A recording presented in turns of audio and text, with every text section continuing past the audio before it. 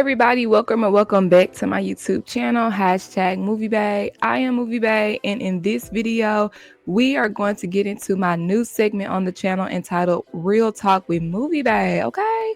If you are new here, please consider subscribing to the channel. Here, I do reviews, reactions, and commentary to movies and television, and if that is the type of content you like, you might as well hit the subscribe button and stick around. Make sure that y'all hit the thumbs up button if you are enjoying my commentary, and of course, leave your respectful thoughts and opinions in the comment section down below. All right, let's go ahead and get into episode 1. Our first topic is going to be Jonathan Majors and Meagan Good.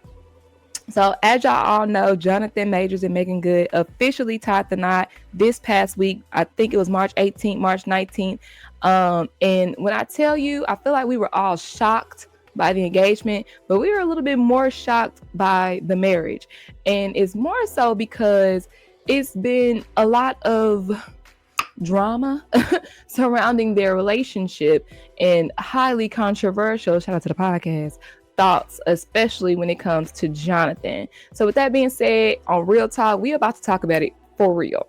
Okay, on Real Talk, we about to talk about it for real. I got the little timeline going, and I'm gonna give y'all my thoughts and opinions about Jonathan and Meagan and their relationship. Okay, so as y'all all know, and if you don't know, March of 2023, Jonathan Majors and his then girlfriend Grace Jabari got into a physical altercation over a cell phone on the ride home. Now, allegedly, I think Jonathan was texting Meagan. It only makes sense. It only makes sense. Grace tried to snatch that phone from him because he was texting somebody else. And then, of course, that led to some physicality transpiring. Well, in December of 2023, Majors was found guilty of assault in the third, I believe, and harassment in the second. That might be switched. Assault in the second, harassment in the third. It don't matter, okay? He was found guilty of putting his hands on that woman. He was sentenced to probation, some form of anger management, specific for domestic violence, and, of course, public scrutiny, okay? However, through it all, Meagan was right by his side. She said, "That's my man, and I'ma stick beside him." That's what she said, okay? No, but for real, that it definitely gives those vibes, okay? So in November of 2024, almost a year later, Majors proposed to Meagan, and she said yes, okay? And like I just stated, this past week, they end up tying the knot officially in a private ceremony officiated by Major's mother. Now, when it comes to this, first off, like I stated, I believe, allegedly, Meagan was the one Jonathan was texting, okay, in the car. That's why Grace lost her mind. How many of y'all, raise your hand, if you caught your boyfriend, regardless if it was in the act or if you searched that phone, texting somebody else? Hand raised. Thank you. Okay. How many of y'all snatched that phone from him? Hand raised. Thank you. And if you're a guy, how many of y'all snatched that phone back? Hand raised. Thank you. Okay. So a relatable situation. Here's my thing with Meagan. Red flag number 1, he's a cheater. He's a cheater. Because if that was you, Meagan, texting allegedly, name saved under Cleopatra, okay, then you know that he had a girlfriend because they have been dating since 2021, and you're texting him while he's in a relationship, okay? Red flag number 1. Now, even if that was not you texting him that night, you stuck beside him throughout this entire case, knowing that he was indeed texting another woman while he was dating another woman. So regardless of if that was you or not on the phone, that is literally red flag number 1, that this man is not faithful. Okay. Red flag number 2, he got physical trying to get that phone back. Regardless if his purpose was to intentionally hurt Grace Jabari in that instance, he hurt her. Okay. He was trying hard to get that phone back. But when I tell you, when you take a phone, they will fight hard to get that phone back, and vice versa. People don't play about their phones, okay? So anyways, he's aggressive. That's red flag number 2, okay? My original red flag number 3 was the fact that after getting engaged, y'all got married like 3-4 months later. Now, I thought that was a red flag because, engagements are usually longer, 6 months to a year. But if you think about it, they've been dating since 2023. So I was like, okay. Now, even though, this sounds like, black love, we love that for them, we're so happy. I peep the red flags. And I want our good homegirl, Meagan Good, our childhood heartthrob, everybody's childhood heartthrob. We want the best for Meagan. And just the situation as it started is not good. Why do you got to stick beside him? Is he going to stick beside you? That gets to my next point. Since they've been dating, Majors has done lots of interviews. And he has stated some troubling quotes. As a black woman, when he said these quotes, something in me was triggered. Okay, that first quote that went viral was during the ABC interview. Majors praised Good for supporting him, saying she's an angel. She's held me down like a Coretta Scott King. And then it came out that in an audio that he told his then white girlfriend that she should be more like Martin Luther King's wife first and foremost. What does this analogy have to do with your situation, sir? Coretta Scott King, quote unquote, held her man down because he was trying to change the world. You're just an actor. I'm just saying. You know what I'm saying? I'm not taking away from all the actors and actresses, but I feel like that analogy was a stretch. And then let's not even get into the alleged of it all, of what all Coretta actually held Martin down through, for, and with. You know what I'm saying? So basically, as a woman, as a black woman, what this is telling me is you want me to stand by you through whatever, whenever, however, as they usually do us. The second troubling quote is from an Us interview. I don't want to cry, but she's my best friend, referring to Meagan. At 34 years old, who would have thought that this would be my friend? The one thing, no, but for real, because he from Triple D like me, and every time I think about their relationship, I'm like, bro, this really from Dallas.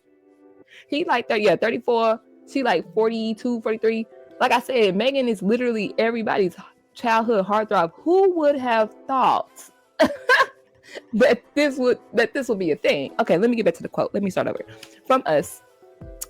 I don't want to cry, but she's my best friend. At 34 years old, who would have thought that this would be my friend? The one thing I work for, fight for, sacrifice for. She makes me good, as cliche as that sounds. Can I ask you? I'm pretty sure you are working for her. I'm pretty sure you're fighting for her. What have you sacrificed is my question. Because to me, I wish I had this clip pulled up. But to me, it seems like Meagan is doing all the sacrificing. Now, while Jonathan is on his press tour for his new movie, magazine Dreams, he has been doing, like I said, a lot of interviews. And I can't remember, y'all leave it down in the comment section, but he definitely did an interview with somebody, and maybe it was E.T., but he said that she was uninvited to a lot of events due to her association with him. So, baby, what have you sacrificed? Because it seems like Meagan is the one doing the sacrificing. And in not more recent, because I think these two quotes are more so present. Sherry. He was on the Sherry Shepherd show, and we're going to get into her in just a minute. But he was on the Sherry Shepherd show, and his quote is, I love that woman so much. And he just started crying. Now, every time he talks about Meagan, he starts crying. And I'm not the one to say black men can't cry, you can't show your emotions, X, Y, and Z.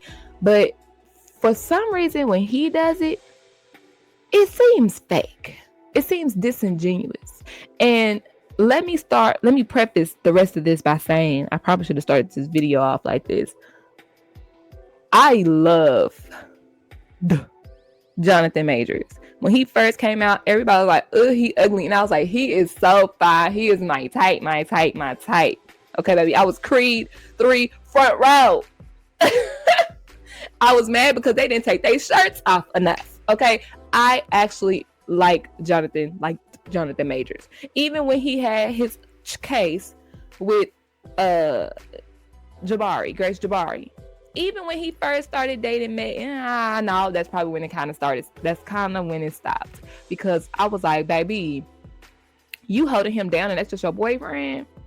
Yeah, I feel like that's that guilt. I feel like Meagan felt like she is the one that caused this incident because she was the one being, texting him on the phone. That's just my allegedly, okay? Allegedly. Anyhow, I feel like every time he talks about Meagan, he starts crying, and it could be he is really in love with her. She has really changed his life and held him down and showed him unconditional love and blah, blah, blah, blah, blah.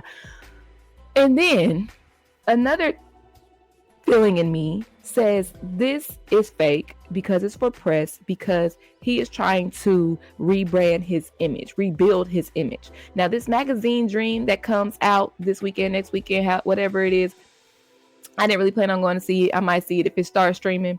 But this is supposed to be his Oscar-worthy performance. This movie, of course, was put on hold for a little while because of the case. And like I said, they had to wait for all that to die down so they could really start promoting and really push his good guy image. You know what I'm saying? So I just think that he is really turning on them acting skills so he could appear to be a genuine nice guy. So when and if this movie does well, he would get nominated for the Oscar that everybody originally thought that he would be nominated for his performance in this movie. So honestly, it just seems fake to me. Now, before I get into my final thoughts about the couple, I do want to talk about the Sherri Shepherd interview, because initially when I saw this tweet, I was in disagreement. When I watched the whole interview, I understand what they're saying. So let's go ahead and talk about it. Cool. Piapo. Well, I don't know his name, child. Y'all can read the tweet. It says, she said Meagan Thee Stallion is a bad role model for young women, but wants her son to see himself in Jonathan Majors. ... Okay. And of course, this is the clip where Sherri is crying to Jonathan, saying that, talking in this clip anyways, she was talking about the role that Majors played. So I was like, well, she's talking about the role he played. She wants that role to inspire her son. She wasn't talking about him personally. But if you watch this entire interview, when I tell you Sherri is on that man sack respectfully, she really was. And it's like, how can this man have this reputation? Not even reputation, because of something he was found guilty for, assault to a woman, and you are sitting here just, oh yes, oh my God, you're so yeah. But yet when it comes to Meagan just dressing cladly, crudely, whatever the word is, classlessly, whatever the word is, I don't agree, but when it comes to Meagan just dressing a certain way, you have a whole speech for her. Where was your speech for Jonathan? Oh, okay. Well, with that being said, you guys, I personally wish the best for Jonathan and Meagan. I really want him to stand by her how she has stood by him. I really want him to protect her as she has protected him. I want him to build her as he said that she has built him. Because to me, it's given that Meagan is pouring a lot into this man. And granted, Meagan ain't really going through much. Actually, yes, she is, because she being uninvited to events and people talking about her online. And I want him to protect her and stand by her the same way that she is doing for him. Because no tea, no shade, men. A lot of men won't put up with what women put up with. So I'm going to need him to give her that same energy. And if he doesn't, we ride at dawn. Thank y'all so much for... Thank y'all so much for tuning into my YouTube. I'm done with myself. Thank y'all so much for tuning into my YouTube channel. Be sure y'all like, comment, subscribe to stay tuned for more content just like this. Hit the notification bell so you will be alerted every time I drop a new video. Shameless plug. Every Friday and or Friday adjacent, myself and my panel of friends, YouTube friends, co-workers, G, legend, January Flowers. We all do a podcast entitled Highly Controversial, where we really get highly controversial. Please make sure you subscribe to my and their channels because we do rotate throughout the week talking about hot topics throughout that happened through that week. There's a playlist on the channel. Make sure y'all check that out. Okay. What else I got dropping? I do RuPaul's Drag Race currently. That's the only show I'm actually doing in rotation as of now. And I did see Tyler Perry just came out with a new movie. So y'all know I gotta watch and dog TP out. Once again, thank y'all so much for tuning in. And I will see y'all next time. Bye.